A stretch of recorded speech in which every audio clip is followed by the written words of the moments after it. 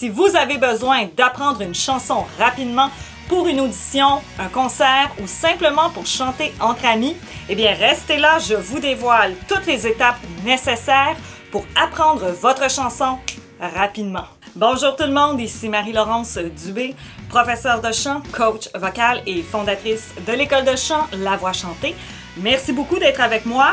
Aujourd'hui, je vous dévoile toutes les étapes essentielles pour apprendre votre chanson rapidement et par cœur. Lorsqu'on veut préparer et apprendre notre chanson, c'est pas toujours évident de savoir par quoi commencer. On regarde notre chanson, la partition et on se dit au secours. Donc aujourd'hui, j'ai préparé des notes. Je sais même pas comment je fais pour me retrouver là-dedans tellement c'est mal écrit.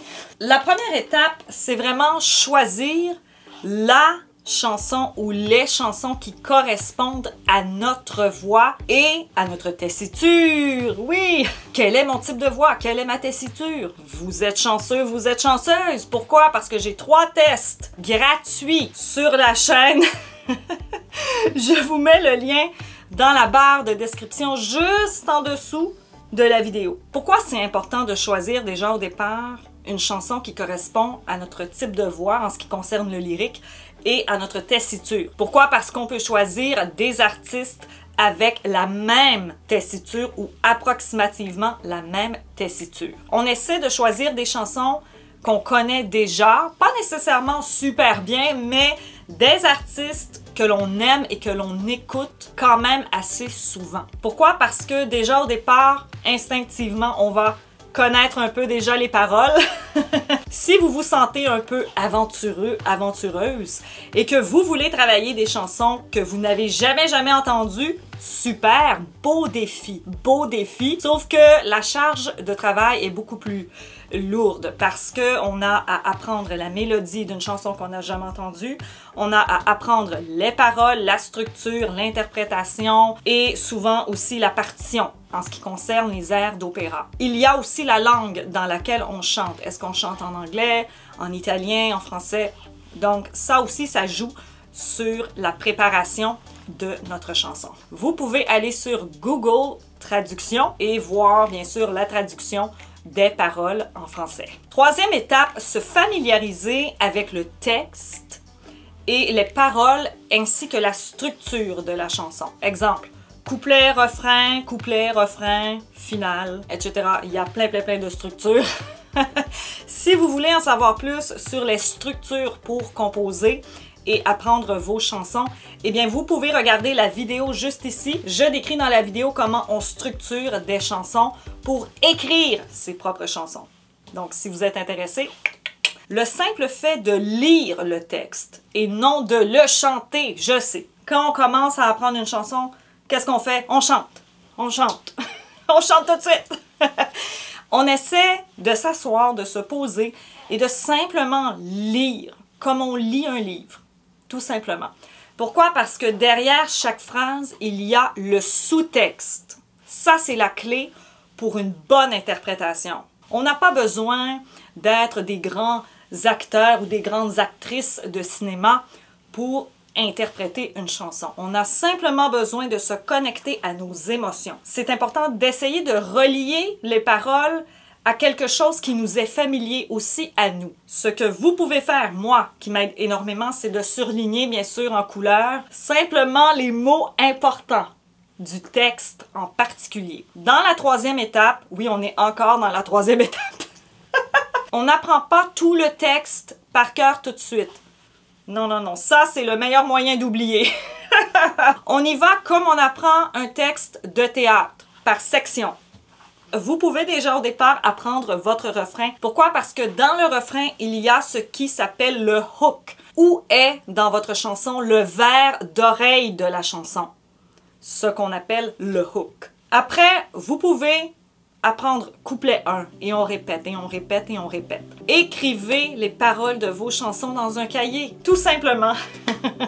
Donc si pour vous mémoriser, c'est écrire et réécrire, essayez d'écrire par cœur. Plus du coup que vous savez vos paroles. L'important, c'est d'écouter la chanson. Écoutez l'artiste, la chanson originale.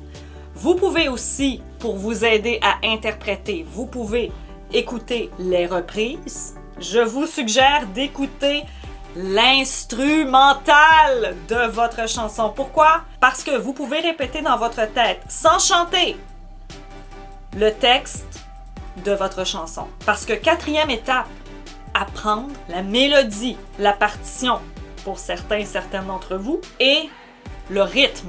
Pensez aussi à écrire les mots, écrire les couplets, réécrire la chanson au complet. Ça peut vraiment vous aider. Et l'important, c'est de toujours trouver un moment dans la journée pour répéter le texte. Simplement le texte, pas nécessairement le chanter. Répéter les phrases et leur donner un sens. Ça, c'est important parce que ça va faire partie, bien sûr, de l'interprétation plus tard. Souvent, on me dit « Marie, qu'est-ce que je fais avec ça? » Donc, dans une partition, on voit toutes les subtilités.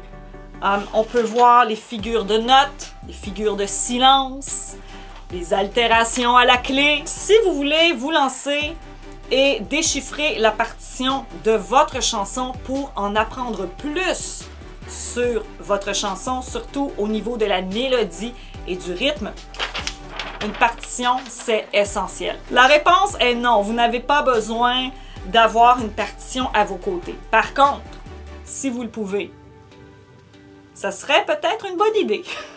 Comment on fait pour savoir si on est sur le rythme? Eh bien, vous savez la réponse, mais oui, s'enregistrer. Pourquoi? Pour vous écouter, pour voir si vous êtes sur le rythme. Oui, travailler a cappella, ça peut être intéressant pour vraiment intégrer la chanson, la mélodie, le rythme.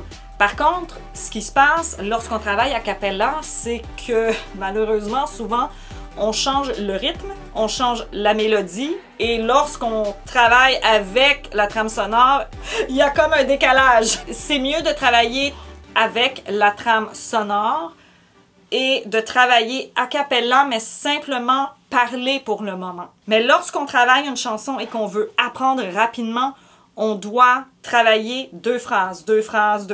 Et souvent, on choisit des chansons, pourquoi? Parce que, bon, ça nous rappelle tel moment, tel souvenir, telle personne. Et c'est plus facile pour nous de connecter avec les paroles de la chanson. Prochaine étape, j'ai perdu le compte. Une autre étape importante dans la préparation, c'est bien sûr avoir la trame sonore spécifique que vous allez utiliser pour chanter votre chanson. Vérifiez avant toute chose la trame sonore, le rythme de la trame sonore, ainsi que la tonalité. Mais souvent, ce que j'ai remarqué dans les trames sonores préfabriquées, préachetées, c'est que le rythme est souvent un peu plus vite ou un peu plus lent.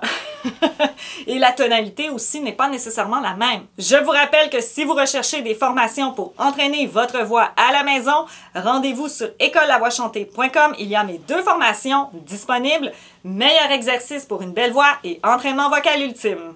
Si vous avez aimé la capsule et vous voulez m'encourager, n'hésitez pas à aimer cette vidéo et à vous abonner. Si vous voulez plus d'informations sur comment interpréter votre chanson ou même comment écrire votre toute première chanson, cliquez sur l'une ou l'autre des 2 vidéos qui apparaissent à l'écran. Nous, on se revoit prochainement pour une autre capsule des super athlètes de la voix. Salut!